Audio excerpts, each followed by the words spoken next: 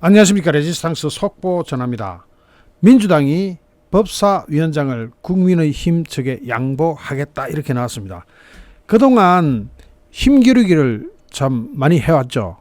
지금 후반기 국회가 전혀 열리지 않고 있는데 그래서 인사청문회니 뭐니 진짜 민생법안조차도 처리하지 못하고 있는데 그렇게 되면 그 화살이 누구한테 돌아가겠습니까? 다수당인 민주당한테 돌아갈 수밖에 없습니다.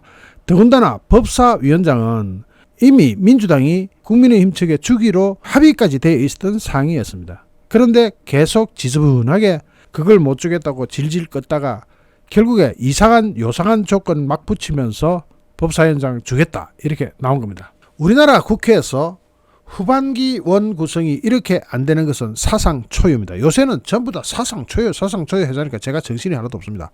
의정사상 최초입니다. 그런 가운데 법제사법위원장직을 국민의힘에 양보하겠다. 양보가 아니고 약속 지키는 거예요. 민주당 그 말 좀 골라 쓰세요. 참 희한한 사람들이네. 단 체계나 자구수정심사권 이건 뭐냐면은 각 법안이 각 상임위로부터 올라오잖아요. 그러면 법사위에서 최종적으로 검토를 합니다. 그래서 법사위를 우리나라 상원이라 그래요. 그러니까 나머지 위원회를 하원으로 친다면은 법사위는 상원인 셈인데 여기서 뭘 하느냐면은 체계심사하고 자구심사를 해요. 즉 법적으로 볼 때 법사위는 대부분 율사들이 앉아 있잖아요. 즉 법률가들, 검사 출신, 판사 출신, 뭐 변호사 출신 이렇게 해가지고 법률가들이 앉아가지고 자구심사를 해요. 그리고 체계심사도 해요. 법안 체계가 제대로 됐나 안 됐나 이걸 심사를 하는데 그 권한을 축소하자. 그 권한을 축소해가지고 법사위원장이 마음대로 못하게 하자.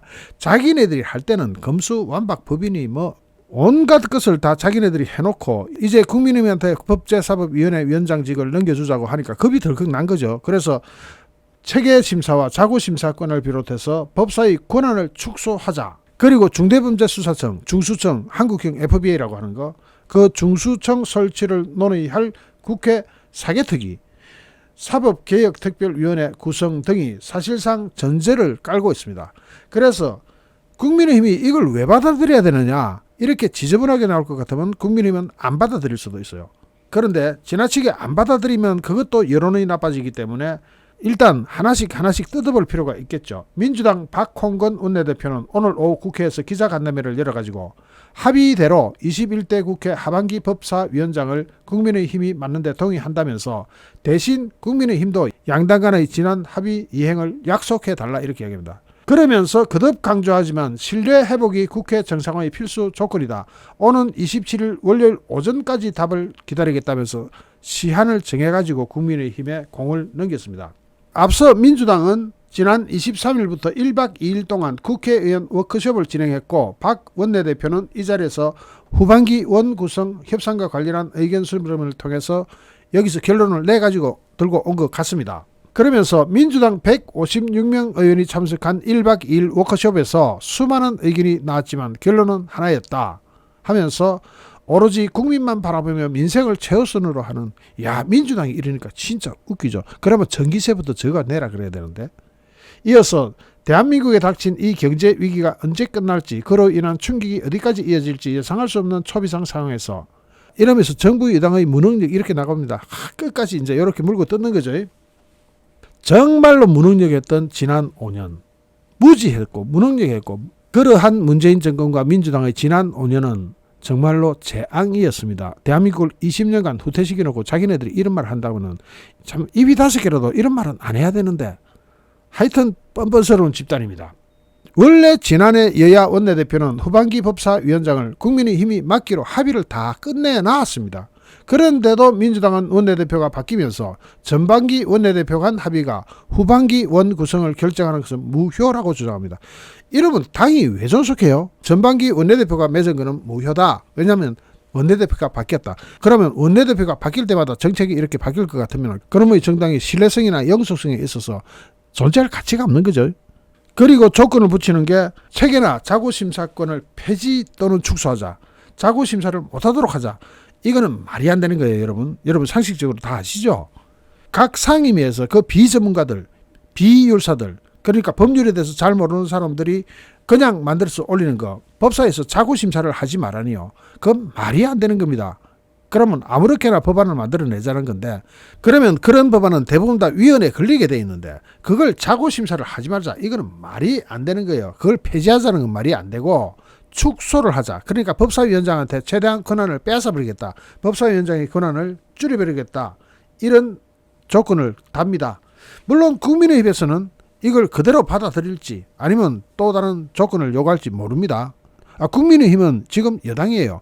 민주당이 자기네들 마음대로 법을 만들어 올리라 그러세요. 그러면 대통령이 다 거부권 행사해버리면 아무것도 안 됩니다.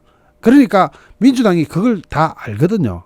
알기 때문에 이러지도 저러지도 못하는 상황에서 자기네들한테 화살이 너무 지나치게 돌아오니까 도대체 다수당이 원 구성 안 하고 뭐 하느냐? 후반기 국회 안 열 거냐? 무노동, 무임금.